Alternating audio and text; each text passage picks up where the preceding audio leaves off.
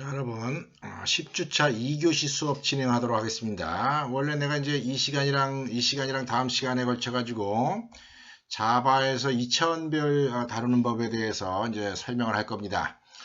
그런데 우리가 지난 시간에 스트링 클래스의 멤버 펑션 사용법에 대한 이야기를 하다가 내가 마지막으로 짚고 넘어갈 게 있는데 그걸 이제 빼먹은 게 있어요. 그게 뭐냐면은 스트링 버퍼라고 하는 클래스의 용도입니다. 이게 스트링 클래스 밑에 보면은 스트링 버퍼 클래스라고 하는 게 있어요. 요거를 이렇게 딱 들어가서 보면은 많은 함수들이 있습니다. 이제 컨스트럭터도 있고, 뭐 append, 뭐 capacity, 캐릭터 add, 뭐죠, 코드 포인트, delete, insure, 캐릭터, get characters, index of. 그래서 여기 있는 걸 대충 보면은 스트링에 있는 함수랑 거의 비슷합니다. 스트링에 있는 함수랑 거의 비슷하면서 또 뭐냐면은 뭔가 좀 유용한 함수들을 제공을 해요. 근데 스트링이랑 또 사용법이 거의 비슷하다는 점, 그게 일단 기본적인 특징입니다.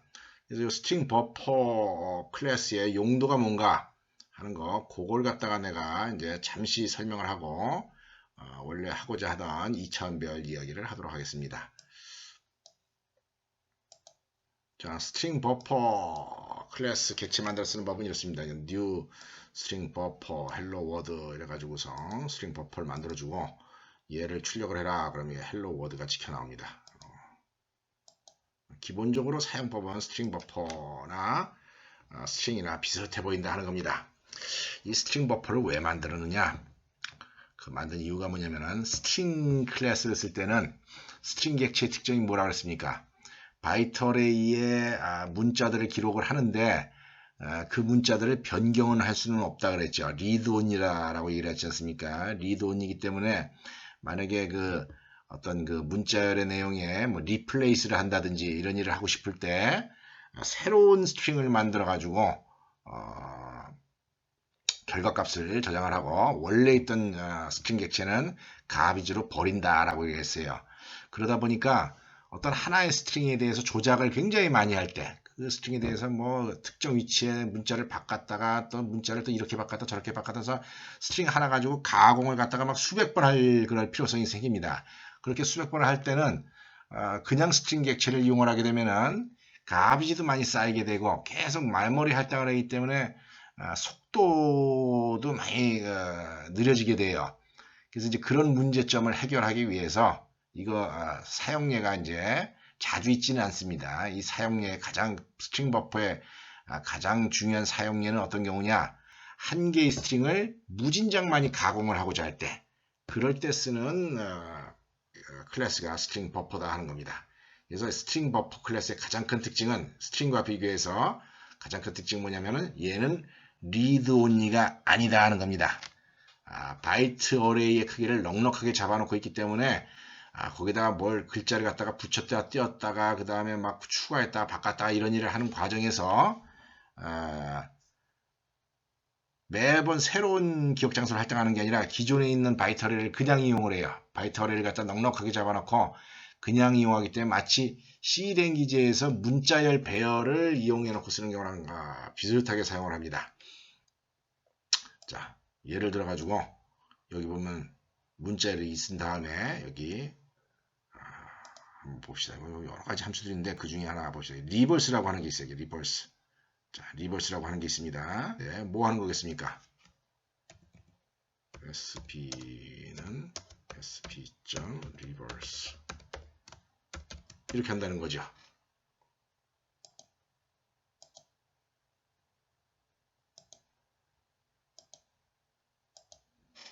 자, 그랬더니 hello world 글자가 거꾸로 이렇게 이제 반대로 나오죠. 그죠? 이렇게 하는 와중에 이 스트링 버퍼에서는 새로운 객체를 만들지를 않고 스트링 객체를 만들지를 않고 원래 있던 이 바이트 어레이를 그냥 쓴다는 겁니다. C 랭귀지에서처럼.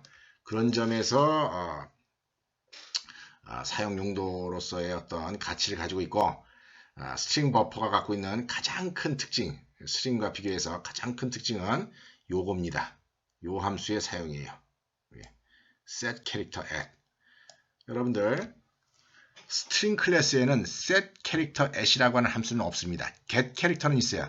캐릭터 S는 있어요. 캐릭터 S는 있어가지고 몇 번째 글자를 갖고 와라는 있는데 몇 번째 글자의 문자를 바꿔라 하는 건 없습니다. 근데 이거는 read only가 아니라 write를 할 수 있는 그런 스트링 객체이기 때문에 스트링 버퍼는 그런 형태를 그런 기능을 갖기 때문에 요 함수가 있다라고 하는 게 스트링 클래스와 가장 큰 차이다 하는 겁니다. 한번 보겠어요. 요거는 그냥 지워버리고, 자, 이거 set character at 함수 return 타입은 void입니다. 심지어 set length도 있네요. 그냥 set length도 있는데, 자, 이게 sp set character at 괄호 3, 이렇게 한다는 거죠. 자, 어떻게 하는 겁니까? 원래 문자열에 hello world가 있는데 세 번째 인덱스에, 그러니까 여기가 0, 1, 2, 3이니까 여기가 L이 있는 곳이겠죠. 그죠? 두 번째 L 있는 곳을 X로 바꿔라 하는 겁니다. X로 바꿔라. 자, 그래서 컴파일하고 실행을 시키게 되면은 hello의 두 번째 L 있는 거 여기 X로 바뀌었다 하는 겁니다. X로 바뀌었죠. 그죠? 요걸 바꾸는 와중에 원래 있던 스트링 버퍼 객체를 그대로 사용한다는 겁니다. 새로운 스트링 버퍼 객체를 만드는 게 아니라 마치 C랭귀지처럼 특정한 위치에 그 바이트 어레이의 내용물을 바꾼다 하는 거죠. 그런 점에서 스트링 버퍼는 스트링에 비해서 속도랑 그 다음에 메모리를 절약하는데 아주 뛰어난 특성을 갖고 있다 하는 겁니다. 그 대신에 우리 이런 거 신경 쓰는 거 싫어하는 사람들 많습니다. 그래서 일반적으로는 스트링을 쓰는 게 맞고, 어떻게 하는 경우에 스트링 버퍼를 쓰느냐, 한 개의 스트링에 대해서 수천 번 수백 번 막 가공을 할 때, 뭘 붙일 때 떼었다, 막 리버스 했다가 뭐 이런 일을 할 때는 스트링 버퍼를 써야지 됩니다. 이런 점 스트링과 관련돼서 마지막으로 여러분들이 꼭 알고 있어야 되는 그런 내용입니다. 스트링 버퍼. 그런 점. 자, 지금부터는 자바에서 2차원 배열 사용하는 법에 대해서 이야기를 하겠습니다. 자바에서 2차원 배열 이런 식으로 정의를 해서 사용을 합니다.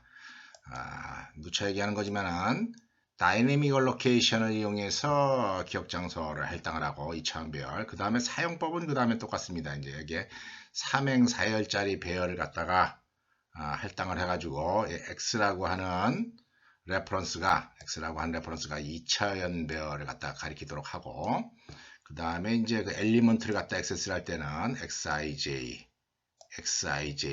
이렇게 한다 하는 겁니다. xij 사용법은 그냥 똑같아요. 이제 할당할 때만 틀리고, 우리가 C샵에서 프로그래밍 할 때, C샵에서 프로그래밍 할 때는 C샵에서는 2차원 배열을 만드는 방법이 두 가지가 있었어요. 하나는 어떤 게 있었냐면 인티저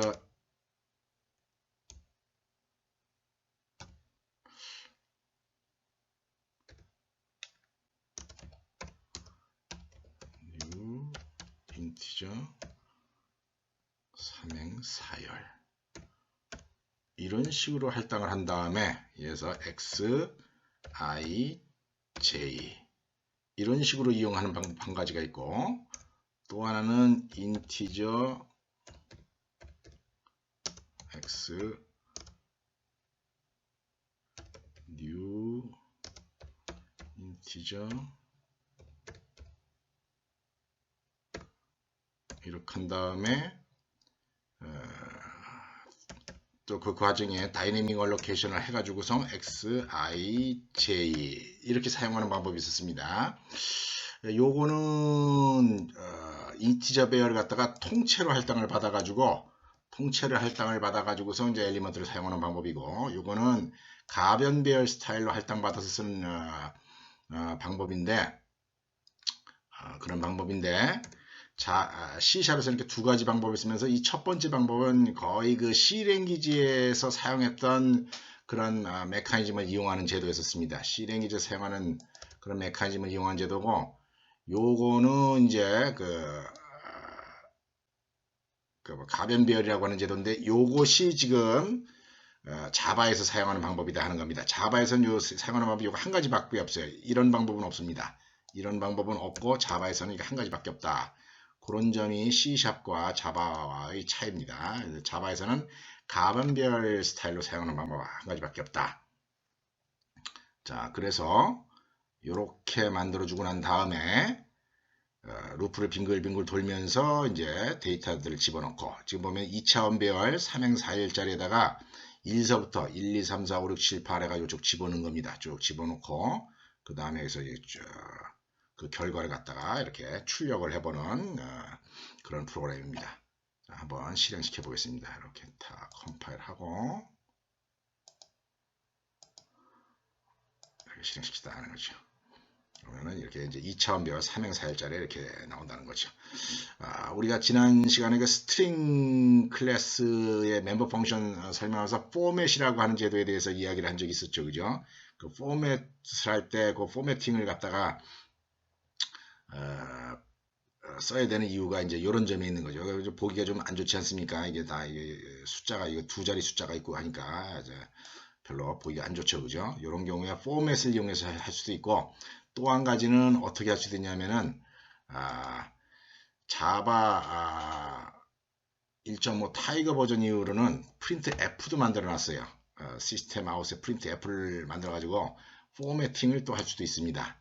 어떻게 포매팅을 하냐면은 여기다가 실행기처럼 %뭐 3D 이렇게 해가지고 xij를 %3d에 맞춰서 출력을 해라 라고 하면은 실행기처럼 이렇게 칸을 맞춰가지고 작업을 할 수도 있다 하는 거죠. 이렇게 하면 좀 보기가 낫지 않습니까? 이렇게 할 수도 있습니다. 어쨌거나 자바에서의 2차원 배열 이렇게 다이내믹 얼로케이션을 하게 되고 그 다음에 그 결과로 사용하는 거는 이런 식으로 사용할 수가 있다. 사용하는 거는 보통 C랭귀지 2차원 배열 엘리먼트 액세스 하듯이 이렇게 사용하면 된다 하는 겁니다. 이런 과정에서 여러분들이 꼭 알아둬야 되는 게 뭐냐? 이 2차원 배열이 할당된 그 C 병역에서의 메모리 구조입니다. 자, 그래서 내가 한번 그림을 그려봤는데 이런 식이다 하는 거죠. 자, 스택 영역에서 X라고 하는 레퍼런스가 하나 만들어지게 되는데 그 X라고 하는 레퍼런스는 이렇게 생긴 거다 하는 겁니다. X라고 하는 레퍼런스는 이렇게 생긴 거고 이 X라고 하는 레퍼런스가 뭘 가리키게 되냐면은 포인터의 어레이를 가리키게 돼요.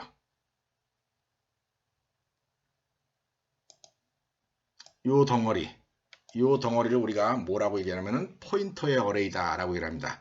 이것도 어레이이기 때문에 여기 랭스 필드, 내가 이렇게 앞에 빨갛게 칸을 만들어 놓은 거는 랭스 필드를 얘기하는 겁니다. 랭스 필드에 이제 벌추얼 머신에 의해서 이 3이라고 하는 행이 3개니까 3이라고 하는 숫자가 저절로 기록이 되고 그 다음에 얘네들 레퍼런스가 이렇게 가리켜 가지고서 각각의 행에 해당하는 1차원 배열들을 이렇게 가리키게 된다는 거죠. 가리키게 되고, 요거 가리키게 되고, 이렇게 가리키게 된다는 겁니다. 그래서 인덱스를 보면은 얘의 인덱스가 x00다 하는 겁니다. x00. 왜 그러냐면은 x가 가리켰을 때 요 기억 장소 방의 명칭이 x0가 돼요. 여기 x0가 되고, 그 다음에 요건 뭐겠습니까? x1, 그 다음에 요거 x2 이렇게 되겠죠. 그죠? 그래서 요게 x00니까, 이게 x0니까 x0가 가리키는 첫 번째 방, 요게 뭐가 되냐면은 x00가 된다 하는 겁니다. 요거 x01, 요거 x02, 요거 x03 이렇게 되는 겁니다. 그 다음에 요게 x1이니까 요거는 x10, 요거는 x11, 요거 x12, 요거 x13 이런 식으로 기억 장소가 만들어진다 하는 점 여러분들이 이해를 해주셔야 되겠습니다. 이런 자료 구조를 갖는다. 2차원 배열, 자바에 사용하는 2차원 배열 이렇게 된다는 겁니다.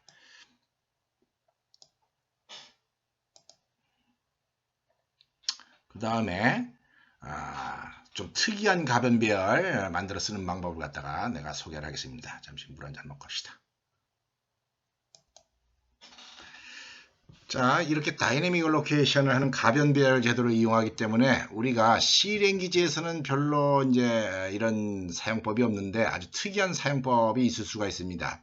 2차원 배열을 만드는데 어떻게 만드냐면은 각 행의 길이가 다르게 만들 수도 있어요. 각 행의 길이가 다르게 만들 수도 있는데, 자, 보통 어떤 식으로 프로그래밍을 하냐면은 이런 식으로 프로그래밍합니다.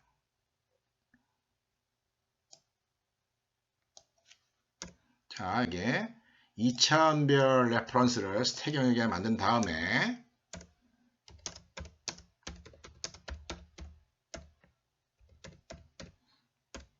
이런 걸 만든다는 거죠. 요거는 뭘 얘기냐면은 포인터의 어레이 3개짜리를 만드는 겁니다. 포인터의 어레이 3개짜리를 만들고 그 다음에 또 이제 무슨 일을 하느냐면은 x0에다가 new integer 4 x1에다가 new integer 6 x2에다가 new integer 2 이런 짓도 할 수 있다는 거죠. 이런 짓을 하면서 루프를 빙글빙글 도는데 이 프로그램에서의 특징이 뭐냐면 각 행의 크기는 요걸 보면 알 수 있다는 겁니다. xi라고 하는 레퍼런스를 따라가서 거기에 랭스 필드를 알면은 각 행의 크기가 다른 거를 처리를 할 수가 있다 하는 거죠. 자, 그래서 이렇게 해서 한번 실행을 시켜 보겠습니다. 컴파일하고 실행을 시키게 되면은 첫 번째 행에 데이터 몇 개 있습니까? 하나, 둘, 셋, 네 개 있고 두 번째 행에는 하나, 둘, 셋, 넷, 다섯, 여섯 세 번째는 2개 있다 하는 겁니다. 그래서 4개, 6개, 2개짜리 각 행의 개수가 다른 그런 형태의 좀 특이한 2차원 배열도 만들 수 있는 게 자바에서의 가변 배열의 특징이다 하는 겁니다. 물론 이렇게 쓸 일이 뭐 자주 있지는 않아요. 나는 사실 실무적인 프로그램을 할 때 이렇게 써본 적도 한 번도 없습니다. 그렇지만 이런 특성을 갖고 있다 하는 점은 여러분이 꼭 기억하기 바랍니다. 이런 상황을 내가 메모리가 변화되는 상황을 통해 가지고 한번 여러분들한테 보여주도록 하겠습니다. 자, 메인 프로그램으로 들어와서 이 문장에 도착을 하게 되면은 2차원 배열을 가리키기 위한 x라고 하는 레퍼런스 변수만 하나 할당이 됩니다. 그래서 스택 영역에 이렇게 x라고 하는 변수가 하나 할당이 된다는 거죠. 이렇게 할당이 된 다음에 요 문장을 실행을 하게 되면은 인티저 포인터 3개짜리 배열을 만들어 가지고 그걸 12영역에 할당해서 그게 시작 주소를 x가 가리키게 됩니다. 어떻게 된다는 얘기냐? 자, 요 문장을 실행을 하게 되면은 요런 형태의 뭐라 그랬습니까? 포인터의 어레이다 하는 겁니다. 맨 처음에 널 값이 들어가 있을 거예요. 이런 널 값이 들어간 3개짜리 이건 랭스 필드입니다. 랭스 필드 배열의 랭스 필드고 이렇게 포인터 3개짜리를 저장하는 기억 장소가 할당이 되고 그 다음에 x가 얘를 가리키게 된다 하는 거죠. 자, x가 그래서 얘를 이렇게 가리키게 됩니다.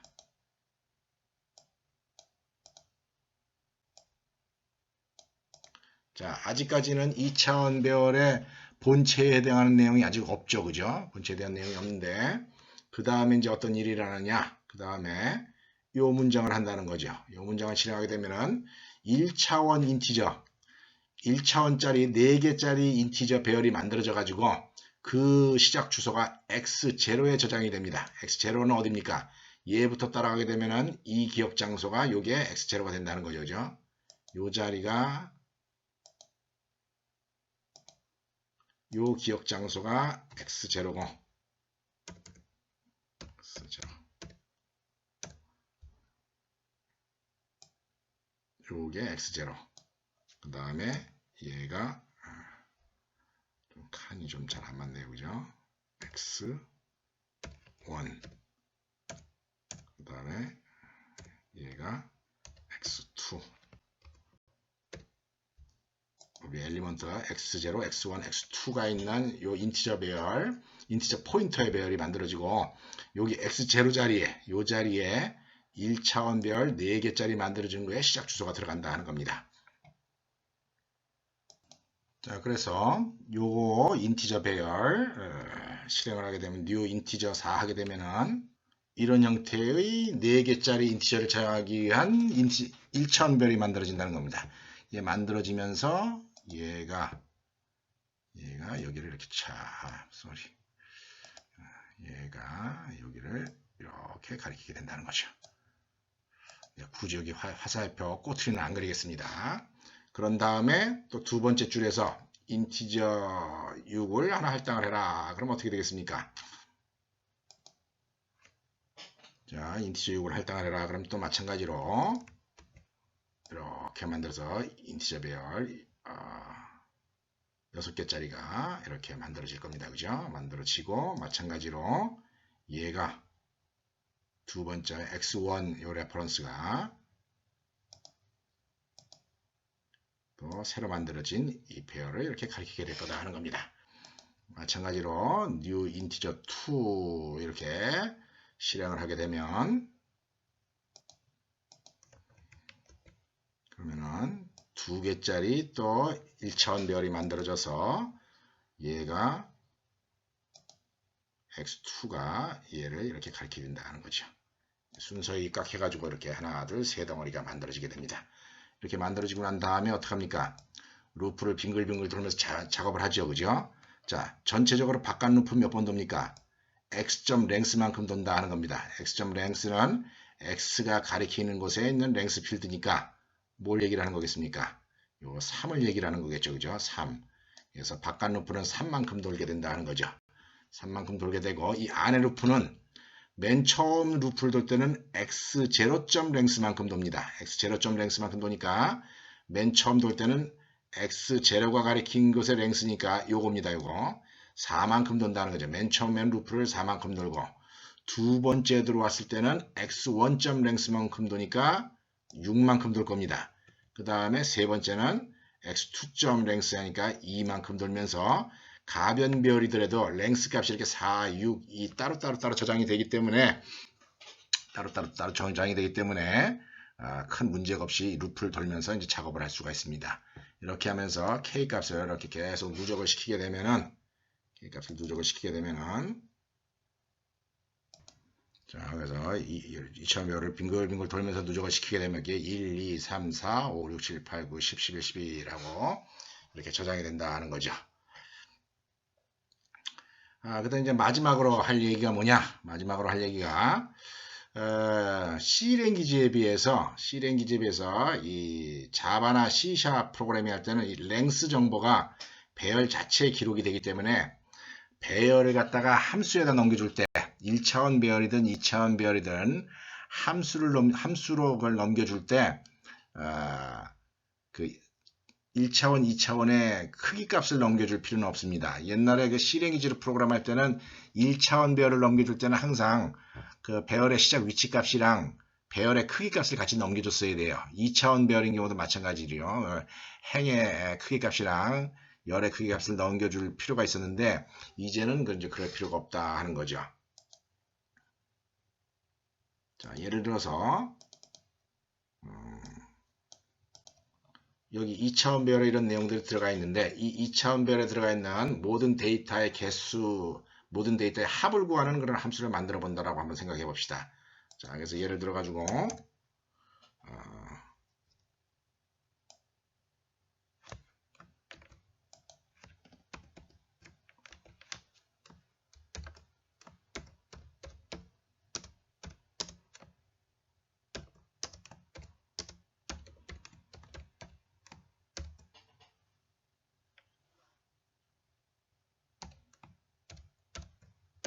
자, 이 배열에 들어가는 모든 데이터의 합을 구하는 함수입니다. getSum이라고 하는 함수가 그런 getSum 함수를 만들어 준다라고 했을 때 이렇게 x 레퍼런스만 보내주면 되는 거지 여기다가 예를 들어서 뭐 3행 몇 열이다 4열이다 이런 거를 적어줄 필요는 없다 하는 겁니다. 랭스가 자료 구조 안에 포함이 되기 때문에 자, 그래서 getSum 함수를 한번 만들어 봅시다. 자, getSum 함수를 만들면은 public state integer getSum 이렇게 되겠죠, 그죠? 그 다음에 integer 차원별을 가리키도록 한다. 자, 문법상으로 이렇게 써도 상관이 없고 무방하고, 그 다음에 요거를 요 뒤에다 써도 무방합니다. 여러분들 어떤 게 더 자연스럽습니까?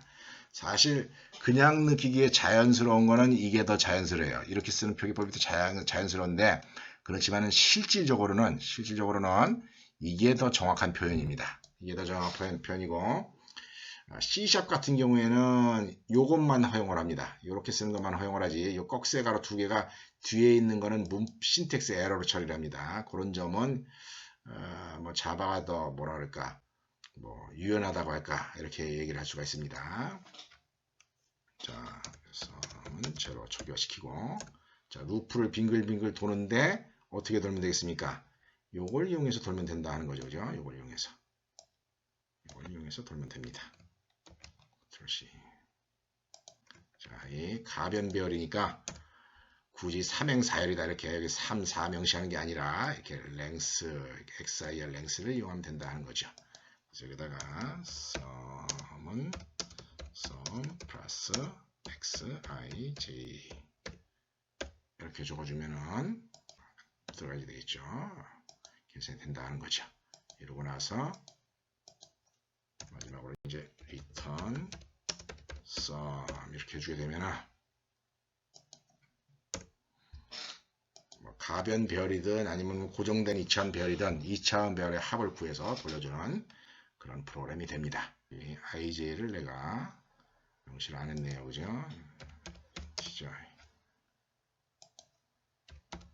디저지 이렇게 하면 되겠죠, 그죠? 자, 컴파일하고 실행시켰습니다. 그랬더니 얘의 합이 78이다. 이 숫자가 맞는지 안 맞는지는 나도 모르겠습니다. 모르겠으면 하여튼 여러분들 뭐 심심하면 계산해 보도록 하고 이렇게 썸값을 구했다 하는 겁니다. 자, 이렇게 해서 C랭귀지랑 달리 자바에서의 그 2차원 배열 어떤 생긴 모습, 여러분들 꼭 기억해야 되는 게